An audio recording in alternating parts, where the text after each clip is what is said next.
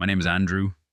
I'm in my late 30s now, and for most of my adult life, I've worked inside structured organizations, places with titles, ladders, and carefully worded value statements framed on white walls. On paper, I've always looked dependable, calm, reasonable, the kind of person people trust with responsibility, but not necessarily with power. If you asked the people I worked with back then to describe me, they might have said I was quiet, steady, maybe even a little too agreeable. Someone who didn't cause friction, someone who didn't demand attention. I learned early that when you don't raise your voice, people often assume you don't have one. This isn't a story about revenge. It's not about exposing villains or winning dramatic showdowns. It's about something much quieter, and in the end, much more consequential. It's about the moment I discovered something that was never written down, never said out loud, but enforced with absolute consistency. The moment I discovered the unspoken rule for promotion was trading away personal dignity. At the time, I didn't have language for it. I just felt a growing dissonance between what I was contributing and what I was being offered in return. What they praised publicly, integrity, collaboration, professionalism, didn't quite match what was rewarded privately. And what they called being flexible turned out to mean silence, complicity, and compromises I was never willing to make for a title. Over the course of this story, I'll walk you through a series of small moments rather than one explosive event. The overlooked comments, the assumptions made on my behalf, the roles I was gently, persistently pushed into without ever agreeing to them. None of it felt dramatic in isolation. That's why it worked. I want to be clear about something up front. I'm not sharing this to position myself as a hero or a victim. I stayed longer than I should have. I rationalized things I shouldn't have. I benefited from the same system that eventually made it clear I didn't belong at the top of it. This is an honest accounting, not a polished one. What changed me wasn't anger. It wasn't humiliation. It was clarity. A slow, irreversible understanding of how power actually moves in certain rooms and what it quietly demands in exchange. Once I saw it, I couldn't unsee it. And once I made my choice, there was no speech, no announcement, no dramatic exit, just a sequence of decisions that unfolded exactly as they needed to. If you're expecting a story full of shouting matches or public reckonings, this won't be that. What you'll hear instead is how restraint can become leverage, how silence can become a boundary, and how walking away from something you earned can sometimes be the most definitive statement of who you are. Before we go any further, let me ask you something, not as a setup, but as a genuine point of connection. Have you ever sensed an invisible rule at work? One you were expected to follow without ever being told, and felt the quiet cost of refusing it? When I look back now, the clearest thing I can say is this. I was never invisible by accident. I was visible in the ways that were useful, and invisible in the ways that mattered. At work, I was known as the person who could be relied on without being managed too closely. If something needed to be finished quietly, correctly, and without drama, it landed on my desk. I didn't fight for credit. I didn't angle for visibility. I told myself that good work spoke for itself, and for a long time that belief felt almost moral, like patience was a kind of integrity. People often describe me with words that sounded positive but carried limits. Steady, low maintenance, a safe pair of hands. No one ever said ambitious or visionary, not because I lacked ideas, but because I rarely performed them loudly. I asked thoughtful questions in meetings, but I didn't interrupt. I followed up in writing instead of pressing my point in the room. I assumed that restraint would be read as maturity. It wasn't. In group settings, I noticed patterns long before I named them. When decisions were being shaped, my input was welcomed, right up until the moment it conflicted with someone more senior's preference. Then the room would move on, politely, as if my words had already done their job simply by being spoken.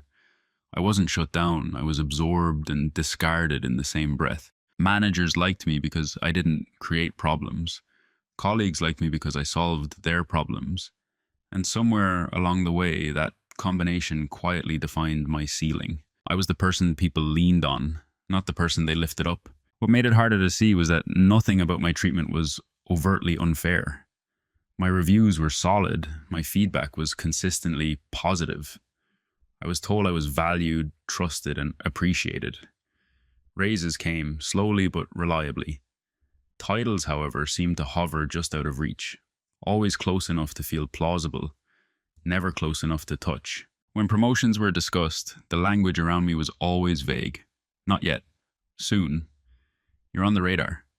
Phrases that sounded like movement but required no commitment. I learned to accept them with a nod, telling myself timing mattered, politics mattered, and patience mattered. And yet I watched others move past me, sometimes people I had trained, sometimes people whose work I quietly corrected after hours.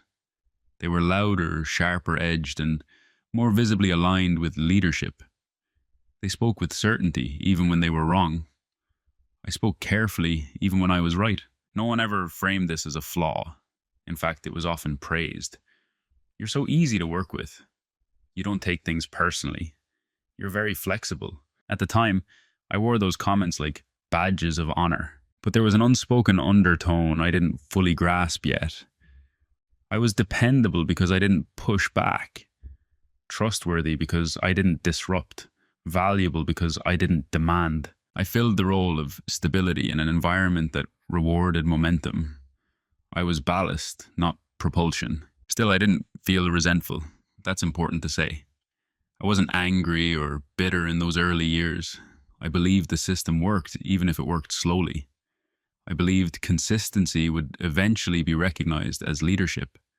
I believed dignity was non-negotiable, and that it wouldn't cost me anything long-term. What I didn't understand yet was that I was already being read, not as someone waiting their turn, but as someone who would never force the issue, someone whose silence could be relied on, someone who would absorb discomfort so others didn't have to. I didn't know it then, but a role had already been assigned to me. I just hadn't been informed. The first time it happened, I almost missed it. That's the part that stays with me now. Not the comment itself, but how easily it slipped past my internal alarms. It arrived dressed as practicality, wrapped in the kind of tone people use when they think they're being reasonable. We were in a mid-level planning meeting. Nothing dramatic. A small room, a whiteboard already half erased, coffee going cold on the table. I'd spent the previous 2 weeks refining a proposal that solved the bottleneck everyone complained about, but no one wanted to own. I tested it quietly, gathered data, and anticipated objections. When it was my turn, I laid it out clearly. No theatrics, just facts and a path forward. There was a brief pause when I finished. Not silence, more like recalibration. Then my manager leaned back slightly and said, "This is solid, but let's not overcomplicate things right now." Overcomplicate. It wasn't said sharply. There was no edge to it. In fact, it came with a small smile, as if to soften the landing. The conversation moved on almost immediately. Someone else suggested a simpler workaround, less effective, but easier to sell upward. That idea was written on the board. Mine wasn't. I told myself it was fine. Timing issue, context, bandwidth, all the usual explanations we use to keep discomfort from turning into meaning. After the meeting, my manager caught up with me in the hallway. He thanked me for the work, said it was good thinking, then added, almost as an afterthought, "You know, sometimes leadership is about knowing when to let things go." I nodded, even smiled. That was the cut. Small, clean, easy to dismiss. What made it different from all the other minor disappointments before it was the implication beneath the words. Not that my idea was wrong, but that my insistence on seeing it through was unnecessary, excessive. The pushing for something better when something acceptable already existed was a kind of misalignment. I noticed how everyone else reacted, or rather didn't. No one followed up with questions, no one circled back to ask for the data. By the end of the week, the workaround was implemented. Predictably, it created new problems. Just as predictably, those problems landed on my plate to stabilize. And I did, quietly, competently, without saying, "This is what happens when we ignore the root issue." That's the part I regret. Not the silence, but the reasoning behind it. I believed that pointing out the connection would sound petty, that it would seem like I was keeping score. I told myself that leaders notice patterns even when they don't acknowledge them, that someone somewhere was tracking the full picture. What I didn't realize was that this was the picture, not the work itself, but how I absorbed its consequences without protest. A few weeks later, a similar thing happened. A different meeting, a different suggestion, same outcome. This time the phrasing changed slightly. Let's be realistic. We don't want to rock the boat. This isn't the hill to die on. Each phrase landed softly. Each one asked me indirectly to shrink just a little, to make my standards more flexible, my expectations more negotiable. No one ever said, stop caring so much. They didn't have to. The cut wasn't painful. That's why it worked. It didn't demand a response. It didn't provoke anger. It simply adjusted the boundaries of what was acceptable for me to want. And here's the part that matters. I participated. I adjusted. I recalibrated. I told myself this was maturity. That choosing harmony over friction was a sign of emotional intelligence. That my job was to support the system, not challenge it. I didn't yet understand that every time I swallowed one of those moments, I was teaching them something about me. That I would bend. That I would carry the weight quietly. That I would remember, but not react. The first small cut didn't wound me. It marked me. And from that point on, the pattern had a place to land. By the time I recognized it as a pattern, it had already become routine. That's the quiet danger of small cuts. They don't announce themselves as harm. They arrive as habits, as tone, as expectations you slowly absorb until you can't remember what it felt like before they existed. What changed wasn't the behavior around me. It was my internal calibration. I started pre-editing myself before meetings. If an idea felt too thorough, too principled, too inconvenient, I softened it. I framed suggestions as questions instead of statements. I'd say, this might be overthinking it, but even when I knew it wasn't, I learned which phrases traveled upward easily and which ones stalled the room. Efficiency over accuracy. Alignment over truth. No one asked me to do this. That's important. There was no memo, no warning. I simply noticed which versions of me were rewarded with ease and which were met with polite resistance. And I adjusted accordingly. When something was dismissed, I didn't revisit it. I told myself it wasn't worth pushing. That leadership had a broader context. That I didn't need to win every point to be effective. I framed restraint as wisdom, silence as professionalism. At the same time, the reliance on me increased. I was brought in after decisions were made to help clean things up, asked to smooth over tensions with other teams, trusted with sensitive work because I understood the bigger picture. That phrase came up a lot. It sounded flattering. It also carried an expectation. Understanding meant acceptance. If I raised a concern privately, it was acknowledged and parked. If I raised it publicly, it was reframed as unnecessary friction. Over time, I learned the difference between being heard and being listened to. One is polite, the other is rare. What unsettled me most was how normal it all felt. No one was cruel. No one was overtly dismissive. In fact, people often thanked me for being reasonable. That word followed me everywhere. Reasonable people don't push. Reasonable people don't make things uncomfortable. Reasonable people don't insist when the room has already decided to move on. So I became more reasonable. When meetings ended with outcomes I didn't agree with, I stayed late to make them work. When compromises introduced risks, I mitigated them quietly. When leadership spoke about values, I translated them into execution without asking whether the execution still honored those values. I told myself this was leadership without the title, influence without ego. But influence without visibility has a shelf life. The subtle disrespect wasn't in the words, it was in the assumptions.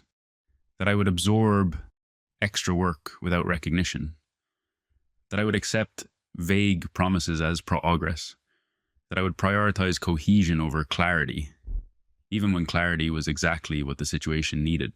And every time I did, the assumptions hardened. What made it even harder to confront was that I wasn't alone in this behavior. I saw others doing it too. People who had learned the same lessons, made the same calculations. Some of them were further along the ladder. They'd mastered the art of selective silence. They knew when to speak and when to let things slide. They knew which compromises were temporary and which ones were permanent. I hadn't learned that distinction yet, so I rationalized. I told myself that pushing back would brand me as difficult, that insisting on standards would make me seem inflexible, that if I just stayed steady, eventually someone would notice the pattern, the quality, the consistency, the quiet leadership. What I didn't realize was that the pattern was being noticed, just not in the way I hoped. I was becoming predictable in my restraint, predictable in my compliance, predictable in my willingness to carry what others dropped. That predictability made me safe. And safety in environments like this is often the opposite of advancement. The most telling moments came when newer colleagues joined. They'd ask me why certain things were done a particular way. I'd start to explain, and then stop myself. I'd give them the shortened version, the edited one, the version that wouldn't get them in trouble. I was teaching them the same rules I had learned, without ever naming them. That's when it first crossed my mind, quietly and without accusation. Maybe this isn't a temporary phase. Maybe this is the role. Still, I stayed. Not out of fear, but out of belief. The belief that integrity is compounded, that consistency mattered, that dignity wasn't something you traded, it was something you carried, regardless of outcome. I hadn't yet confronted the possibility that dignity in this system wasn't invisible. It was inconvenient. An inconvenience, I was learning, had a cost. It didn't arrive as an announcement. No one ever sat me down and said, "This is who you are to us now." Roles like mine don't need to be declared. They emerge through repetition, through what's expected of you, without discussion. I was the reliable one. Not the kind of reliable that gets spotlighted, but the kind that gets assumed.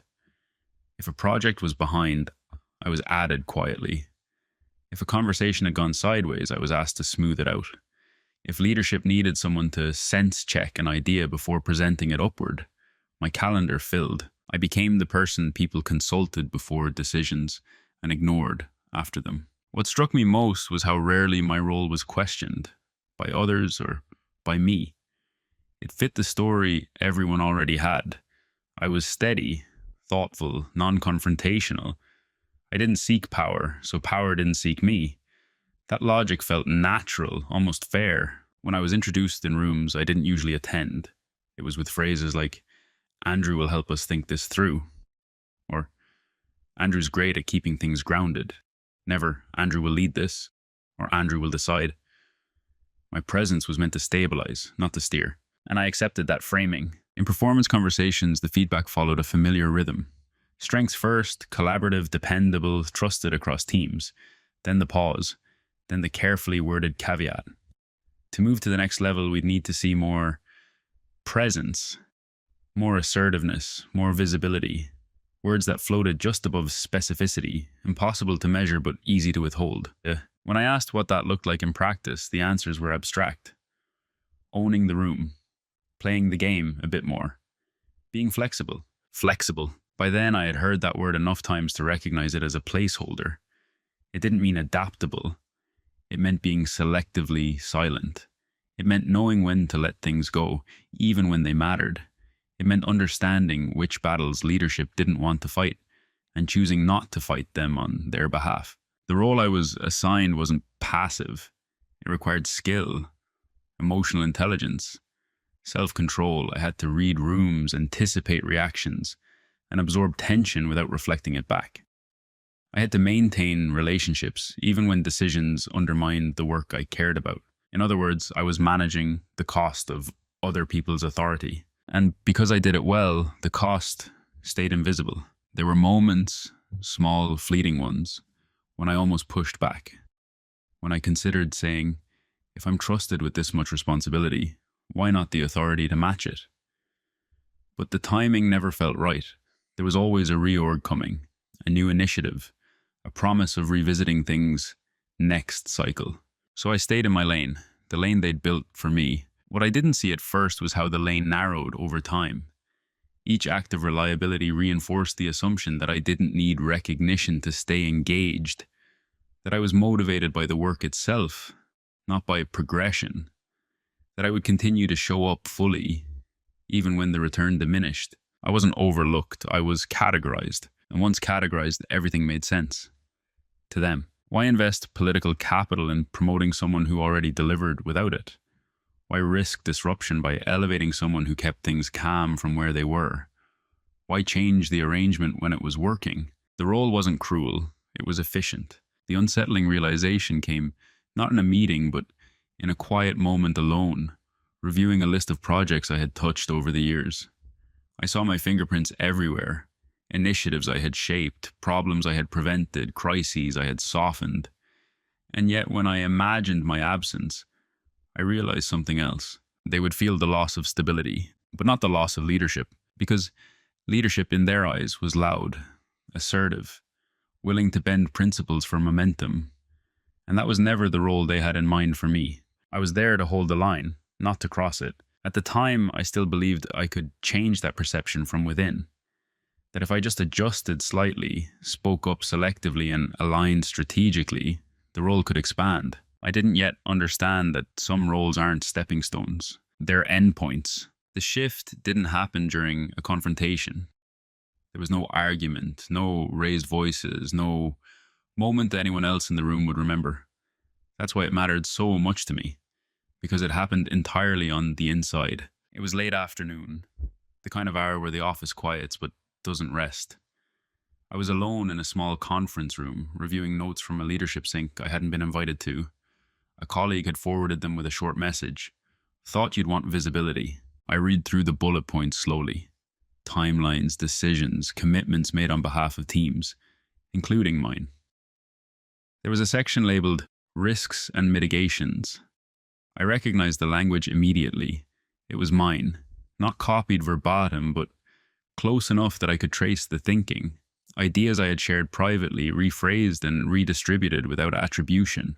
That part didn't bother me as much as it once would have. I had made peace with being the source, not the face. What stopped me was a single line near the end. Andrew to help manage alignment. Not lead, not decide, manage alignment. It was such a small phrase, practically harmless. But in that moment, it felt like a summary of everything I had become in that system. I wasn't being asked to shape the direction. I was being assigned to absorb the friction created by decisions I hadn't agreed with. I sat there longer than necessary, staring at that line. And for the first time, I didn't feel frustrated. I felt clear. The question that surfaced wasn't, why don't they see me differently? It was, why do I keep agreeing to be seen this way? That distinction changed everything. I realized then that no amount of patience would alter a role I kept accepting. No amount of quiet excellence would translate into authority if I never insisted on it. And more importantly, no title was worth the version of myself I was slowly editing down to fit. This wasn't about ambition anymore. It was about alignment with myself. I thought about the compromises I had already made, the things I hadn't said, the moments I had chosen smoothness over honesty. None of them was catastrophic, but together they formed a pattern I couldn't ignore. I saw the unspoken rule with sudden precision. Advancement here required a kind of flexibility I didn't have, or rather, didn't want. Flexibility that meant overlooking decisions that conflicted with my values. Flexibility that meant nodding along when lines blurred. Flexibility that meant lending my credibility to choices I wouldn't defend if asked directly. I wasn't angry at the system. Systems do what they're designed to do. I was angry at myself for pretending this one would reward something it quietly penalized. In that room alone, I made a small promise. Not a plan, not an ultimatum, just a promise. I would stop confusing silence with professionalism. That didn't mean I would start confronting people or making demands. It meant I would start paying attention to what I was asked to carry, to what I was expected to ignore, to what was being traded implicitly for the possibility of advancement. I closed my laptop and sat there for a few more minutes, letting the realization settle. There was a strange calm that came with it. Not relief, not resolve, just clarity. Nothing outward changed that day. I went back to my desk, finished my tasks, answered emails. To anyone watching, I was the same as I had been the day before. But internally, the rules had shifted. I had seen the exchange rate, and I knew finally that I wasn't willing to pay it. After that day, my silence changed character. From the outside, nothing looked different. I still spoke calmly. I still chose my words carefully. I still didn't raise my voice or dominate rooms, but internally, the reason for my restraint had shifted. It was no longer automatic. It was no longer a reflex learned through conditioning. It was deliberate. Before, my silence came from hope that staying measured would eventually be rewarded. Now it came from observation. I was watching patterns instead of absorbing them. Not to expose anyone, not to build a case, but to understand the mechanics clearly and without illusion. I stopped volunteering for certain kinds of work. Not abruptly, not defensively. I simply let pauses exist where I once rushed to fill them. When a project lacked ownership, I waited to see who would step forward. Often no one did. And that absence was instructive. In meetings, I spoke when I had something precise to add.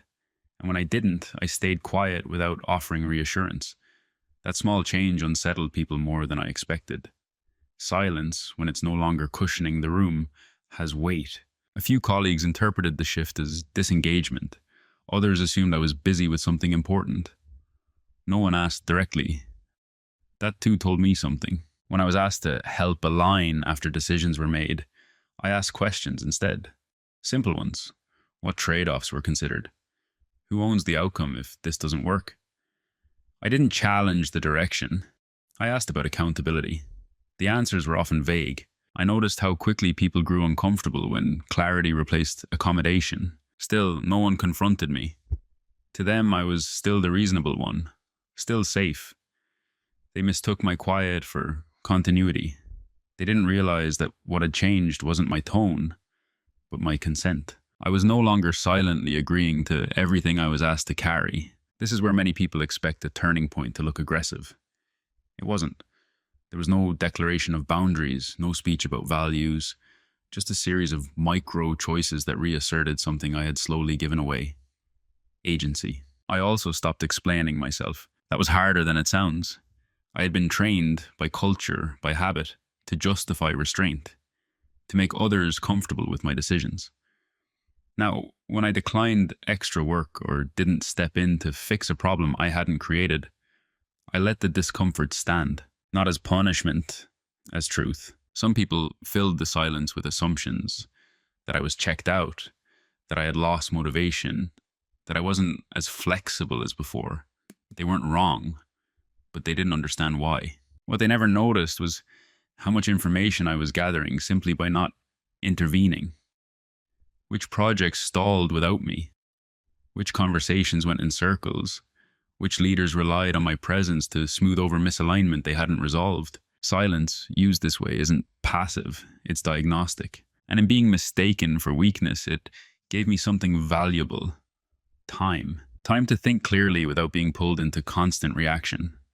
Time to understand where real influence lived and where it didn't. Time to see that the system didn't collapse without my constant involvement. It just became more visible. I didn't feel superior. I felt sober. The illusion I had carried that my restraint was protecting the work fell away. The work would go on, with or without my quiet corrections. What I had been protecting was the comfort of people who benefited from my silence. Letting go of that responsibility didn't make me reckless. It made me free. And freedom, I was beginning to realize, was far more disruptive than confrontation. While they assumed nothing had changed, everything had. The most powerful advantage I gained during that period wasn't leverage in the traditional sense. It was invisibility of a different kind. The kind that comes when people think they already understand you. When they believe you're predictable, they stop watching closely. And because they stopped watching, I started learning. I paid attention to how decisions actually traveled, not how the org chart suggested they should. I noticed which meetings mattered and which were performative.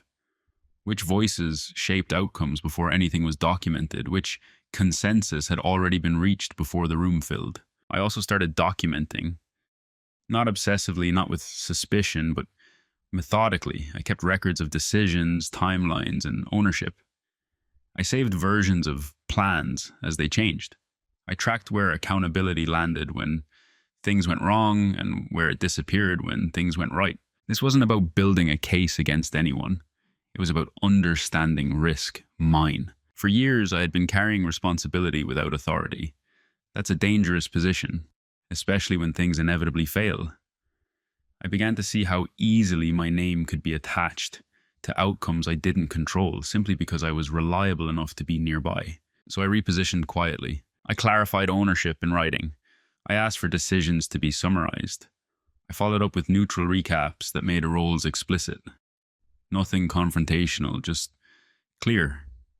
That clarity alone changed how often certain tasks found their way to me. I also invested in myself in ways no one at work could see. I rebuilt skills I had let stagnate while maintaining systems for others. I studied adjacent roles, market demand, and compensation benchmarks. I spoke to people outside my organization, former colleagues, peers in similar industries, just to compare notes. The contrast was unsettling. What I thought was normal turned out to be specific. Specific to this culture, this leadership style, this unspoken exchange of dignity for proximity to power. The more I learned, the calmer I became. Not because I had a plan, but because I no longer felt confused. Confusion had been the most draining part, never knowing whether I was behind, overlooked, or simply misaligned. Now I knew. They also never noticed how much emotional labor I had stopped providing. I no longer preempted reactions. I no longer softened messages before they were even delivered. I let ideas stand or fall on their own without cushioning. That alone revealed who depended on my mediation to function. A few projects stalled, a few conversations became tense. Not because I caused friction, but because I stopped absorbing it. And still, no one connected it to me. They blamed the process, bandwidth, external pressure. That misattribution gave me space. In that space, something else happened. My self-respect returned, not loudly, not defiantly, but steadily. I stopped feeling like I was waiting for permission. I stopped framing my worth in terms of future recognition. I was no longer preparing to be chosen. I was preparing to choose. And the most important thing they never noticed was this. By the time they sensed something was different, I already understood the full shape of the system and exactly where I stood within it. I wasn't reacting anymore. I was positioning. The reveal didn't come with a rush of adrenaline. There was no moment of triumph, no surge of vindication. When it finally happened, it felt almost quiet, like the last piece of a puzzle sliding into place. I was sitting at home one evening, laptop open, comparing two documents side by side. One was an internal role framework I had helped refine months earlier. The other was a set of external benchmarks I'd gathered from conversations and research. Titles, scopes, compensation, decision rights. I wasn't looking for confirmation anymore. I was looking for accuracy. And there it was. The gap wasn't just about level or pay. It was about position. Internally, my role was framed as suppurative, stabilizing, and advisory. Externally, the same responsibilities were treated as senior ownership roles, roles with authority, voice, and protection. I had been operating at a level the organization relied on, but never intended to formalize. That was the reveal. Not that I was undervalued. That word is too emotional. It implies neglect or oversight. This was structural, deliberate in its own quiet way. The system wasn't failing to recognize me. It was benefiting from keeping me exactly where I was. Once I saw that clearly, the emotional charge drained out of it. There was nothing to argue with, no misunderstanding to correct, no pitch that would realign incentives that were working as designed. The leverage I discovered wasn't a secret document or a hidden dependency. It was simpler and more sobering. The leverage was my continued participation. They needed my judgment, my steadiness, my credibility, but only if it came without insistence, without boundaries that required reconfiguration. As long as I stayed, the system could continue unchanged. That meant something important. I wasn't trapped. I was enabling. I didn't feel angry about that. I felt responsible for myself. I imagined what it would take to change things from within. The conversations, the resistance, the subtle reframing of my concerns as misalignment or impatience. Even if I succeeded, the cost would be ongoing. Constant negotiation of dignity, vigilance against being recategorized. And I knew with a calm certainty that I didn't want to spend my life that way. This clarity didn't make me rush, it slowed me down. I didn't update my resume that night. I didn't call anyone. I closed the laptop and sat with the understanding until it felt stable, not reactive. I wanted the next step to come from alignment, not injury. What surprised me most was the absence of fear. I had spent years assuming that leaving would mean loss of momentum, of security, of identity. But now I saw that staying carried its own loss, one I had already been paying for, incrementally. The reveal wasn't that I could leave. It was what I already had, internally. Everything after that would just be logistics. Clarity narrows your options. That's the part that people don't talk about. Before, I could tell myself stories. Those things might improve. That timing was the issue.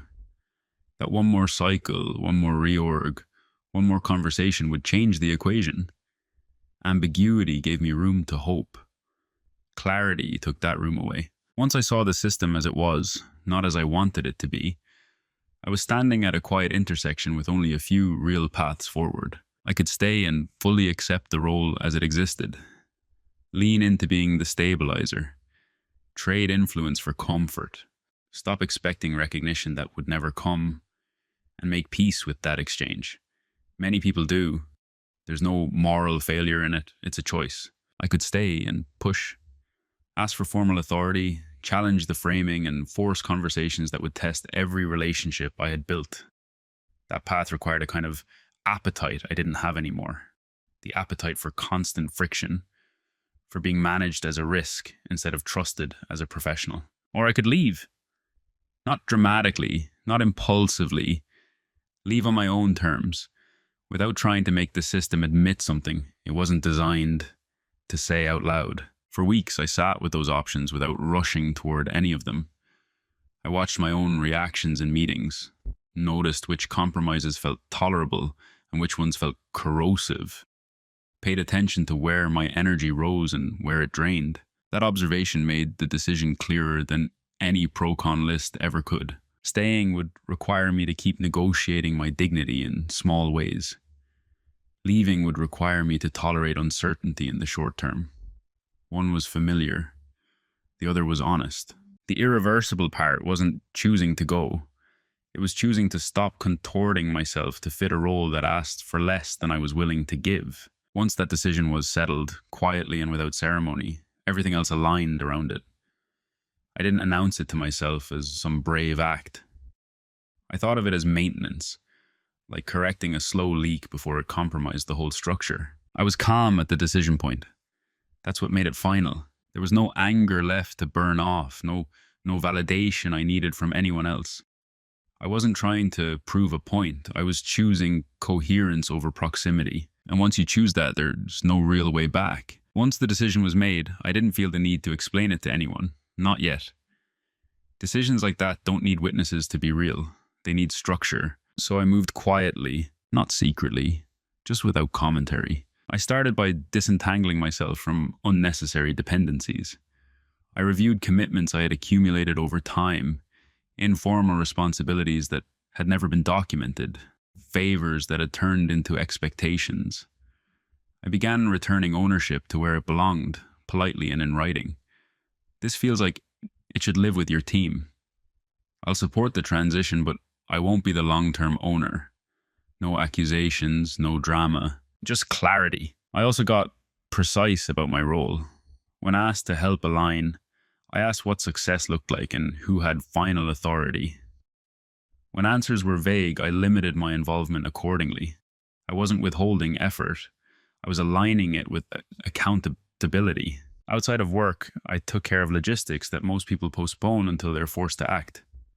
Financial buffers, skill refreshers, conversations with people who had left similar environments and landed well. I didn't ask for advice as much as I asked for context. What they said confirmed what I already knew.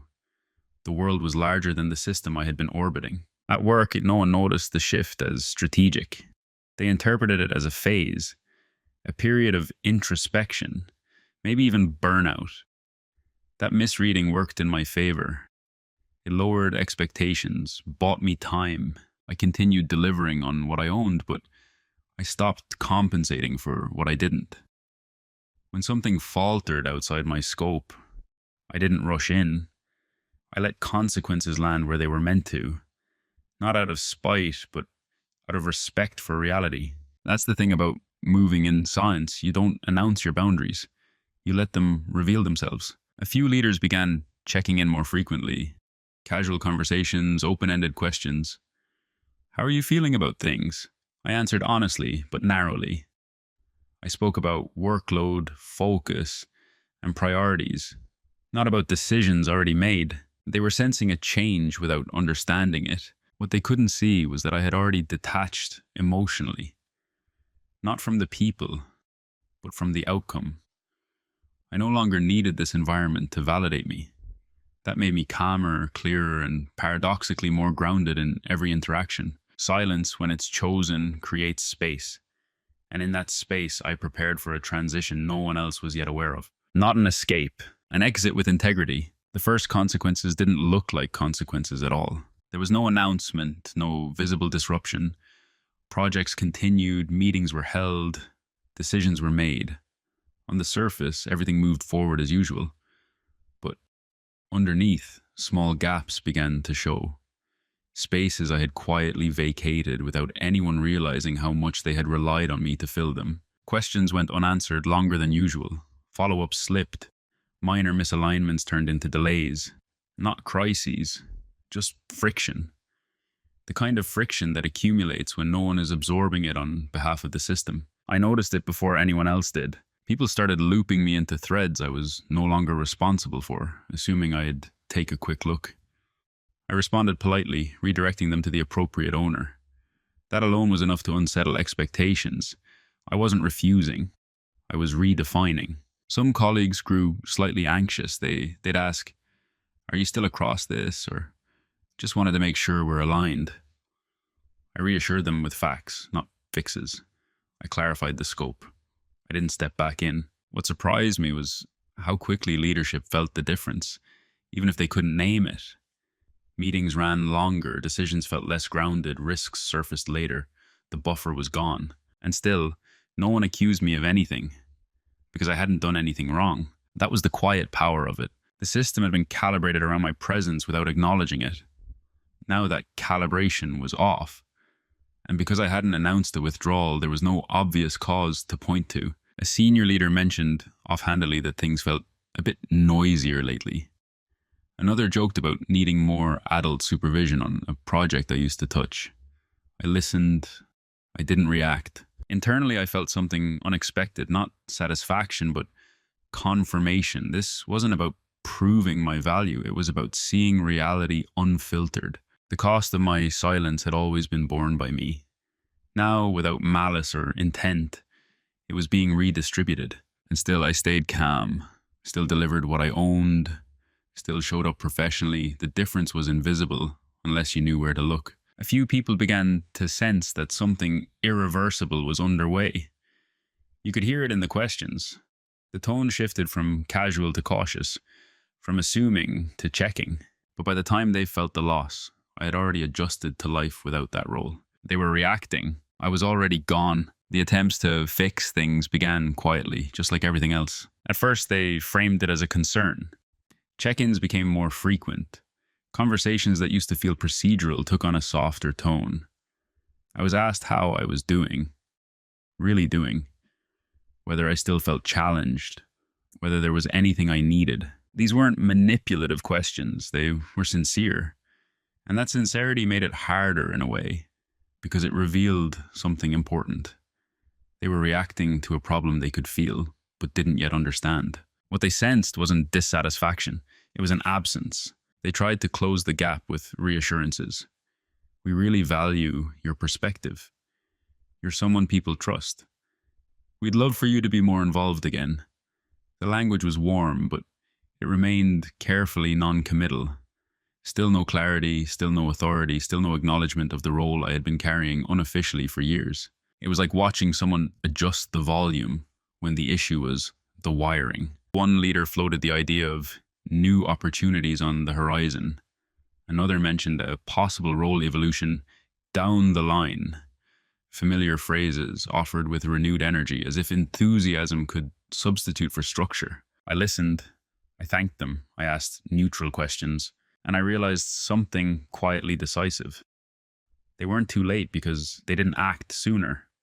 They were too late because they still didn't understand what needed fixing. They thought this was about motivation or recognition or engagement. It wasn't. It was about dignity, about being asked to carry responsibility without protection, about being expected to compromise internally so the system could remain comfortable externally, about being labeled flexible when what that flexibility actually meant was silence. None of the solutions on offer touched that truth. They couldn't because acknowledging it would require naming the unspoken rule, and once named, it would lose its power. I could have explained all of this carefully, calmly. I had the words, but the explanation would have reopened a negotiation I had already closed within myself. And that's the part people don't always understand. Once clarity has done its work, persuasion becomes irrelevant. Not because the other side is wrong, but because you no longer need them to agree. The tone of conversation shifted again. Concern gave way to unease.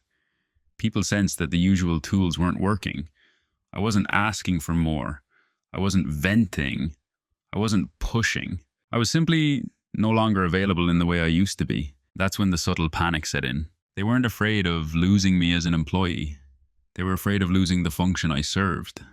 The stabilizer, the translator, the quiet absorber of friction. But that function was already gone. By the time they realized it couldn't be restored with reassurance or vague promises, there was nothing left to fix, because the problem had never been external, and the solution had never been theirs to offer. The confrontation, when it finally came, didn't feel like a confrontation at all. It was framed as a conversation, a meeting with two senior leaders I respected. No tension in the invite, no agenda beyond checking alignment. If you didn't know the context, you might have assumed it was routine. We sat in a small room with the door closed, sunlight cutting across the table. One of them spoke first, carefully. They said they sensed I was pulling back, that they wanted to understand what had changed, that they valued my honesty. I believed them, so I spoke honestly but not expansively. I told them I had realized my role had grown significantly in responsibility without growing in authority. Over time, the gap between what I was asked to carry and what I was empowered to decide had become unsustainable for me. I didn't list grievances. I didn't reference specific incidents. I didn't assign blame. I described a pattern. They listened closely, nodded, asked clarifying questions. At one point, one of them said, "We didn't know you felt that way." And I said calmly, "I don't think this is about feelings. It's about structure." That was the moment the room shifted. They offered explanations, context, the constraints I already understood. They talked about timing, optics, and the complexity of change. None of it was untrue. None of it addressed the core issue. Then came the familiar language, softened by urgency. "We want to find a way forward. We don't want to lose you. Let's see what flexibility looks like." I paused before responding, not for effect, but to be precise. I told them I wasn't looking for flexibility anymore, that I had spent years being flexible. That's what I needed if I were to stay, was clarity. Clear authority aligned with responsibility and a role that didn't require me to compromise my internal standards to function. They asked what that would look like, and for the first time I didn't rush to answer. I told them I would need to think about it. That answer surprised them more than anything else I said. They were used to me being prepared, accommodating, and ready with solutions. This time I wasn't negotiating. I was stating a boundary. The conversation ended respectfully. No raised voices, no ultimatums. We shook hands. As I walked back to my desk, I felt steady. Not victorious, not relieved, just steady. Because the confrontation hadn't been about winning an argument. It had been about confirming what I already knew, that even in their best attempt to meet me, the system could only offer adjustments, not transformation, and I wasn't willing to build a future on adjustments anymore. I left a few months later, quietly and without spectacle. There was no dramatic resignation speech, no burning bridges, no final email filled with meaning between the lines. I gave notice. I documented my responsibilities. I transitioned what I owned with care. I thanked people sincerely because much of what I learned there was real, and it mattered. What surprised some was how calm I was. What surprised me was how light I felt. For a long time, I had believed that identity was something granted by position, that who I was professionally depended on how close I stood to power, how visible my contributions were, how often my name appeared in the right rooms. Leaving forced me to confront how incomplete that belief had been. I didn't lose myself when I walked away. I found the parts I had been quietly shelving. Outside that system, my instincts recalibrated quickly. I no longer had to translate myself into palatable language. I no longer had to decide which truths were safe to speak and which ones required cushioning. My judgment didn't need to be filtered through layers of permission. And interestingly, the qualities that had been treated as constraints before, restraint, precision, moral consistency, became assets again. Not because the new environment was perfect, but because it didn't confuse silence with consent or flexibility with self-erasure. I didn't become louder. I became clearer. That clarity changed how people responded to me. Not dramatically, not overnight, but consistently. When I spoke, it was understood that I meant what I said, and that I wouldn't say it unless I stood behind it fully. When I committed, it was because I had authority to act, not because I was compensating for someone else's gap. I also changed internally. I stopped equating endurance with virtue, stopped assuming that carrying discomfort quietly was a sign of maturity. I learned that dignity isn't something you protect by staying. It's something you honor by choosing when to leave. I don't look back with bitterness. The system did what systems do. It optimized for its own comfort. I had done the same for a while. The difference now is that I no longer confuse accommodation with alignment. Who I am now is simpler than who I was then. I'm someone who pays attention early, acts deliberately, and leaves before resentment has a chance to take root. I don't wait for permission to be whole. I don't need my integrity validated by a title, and I no longer mistake being needed for being respected. That distinction changed everything. There's a quiet grief that comes with understanding something too late. Not late enough to be harmed beyond repair, but late enough to see how much energy you spent misreading the rules. I felt that grief for a while. Not for the job I left, but for the version of myself that believed dignity and advancement were always aligned if you were patient enough. They aren't, not everywhere. What I learned slowly and without drama is that some systems don't rise by lifting people. They stabilize by absorbing them. They reward those who smooth over discomfort, who make contradictions workable, who keep things moving without asking what's being traded in the process. If you're good at that, you'll be valued, you'll be trusted, you'll be leaned on, but you may never be elevated. And that's not because you're invisible. It's because you're useful right where you are. The unspoken rule I discovered wasn't cruel, it was efficient. Advancement in that environment required a specific kind of flexibility, the willingness to stay quiet at the right moments, to lend your credibility without insisting on alignment, to compromise in ways that don't show up on any performance review. For some people, that trade is acceptable. For others, it's corrosive. The danger isn't in making the trade. The danger is making it unconsciously. Telling yourself you're being patient, professional, affable, when in reality you're slowly editing out parts of yourself you'll eventually need back. Quiet dominance isn't about winning. It's about withdrawing consent from arrangements that require you to become smaller in exchange for proximity to power. It's knowing when silence is strength and when it's self-erasure. It's recognizing that walking away calmly can say more than any confrontation ever could. I didn't leave with a moral high ground. I left with coherence, with my internal lines intact, with a clear understanding that no title is worth the steady negotiation of your own dignity. If this story resonates, it's not because our situations are identical. It's because many of us have felt that moment, the one where you realize the rules you've been following were never written for your benefit. So I'll leave you with this question, and I genuinely want to hear your answer in the comments. Have you ever recognized an unspoken rule in your own workplace or life? And how did you decide whether to accept it, challenge it, or walk away? Video hữu ích, hãy ấn like và đăng ký kênh để ủng hộ mình nhé. Chúng ta sẽ gặp nhau ở những video tiếp theo. Bye bye.